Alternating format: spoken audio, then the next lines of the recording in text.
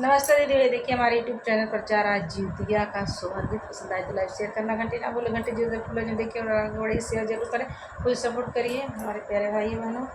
और आगे बढ़ाइए। कहाँ में जितिया माई तुहरा नाई हर, कहाँ में ससुर हो ए जितिया माई, कामन वृक्ष तर तुहर पूज हो ए जितिया माई, कामन वृक्ष तुहर पूज हो। गोकुला में बेटी नाई हर, मथुरा में ससुर हो ए बेटी हमार पूजन होल बरियारवन हो ए बेटी हमारो पूजन होल बरियारव, सखिय सब जितिया रख हो ए जी सखी सब जितिया रख हो।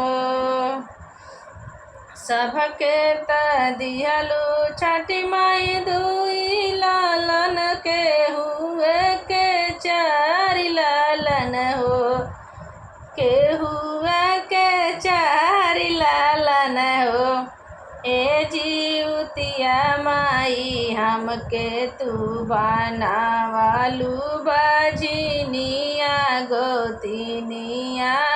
ताना मरे हो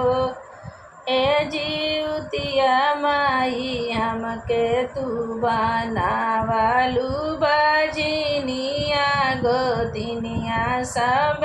ताना मरे हो। अशोक सलिया बेटी बीत देबुआ गिले के सलिया न हो बेटी अरिया तू जितिया बरतिया न हो बेटी अशोक सलिया तू बीत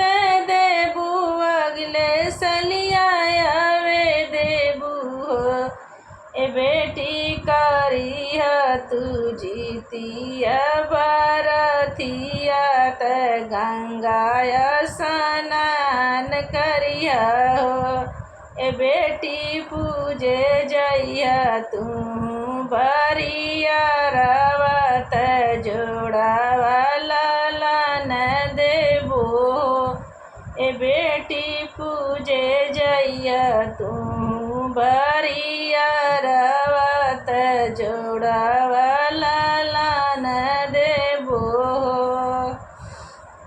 जोड़ावा लालन बेटी जुग जियल खोबारिश जिय हो जोड़वा लालन बेटी जुग जियल खोबारिश जिय हो ए बेटी होई जइया कुलू में अजोर गोतिनी नहीं ताना मरिय हो ए बेटी होई जइया कुलू में अजोर गोतिनिया तोरिल जाई जइया हो।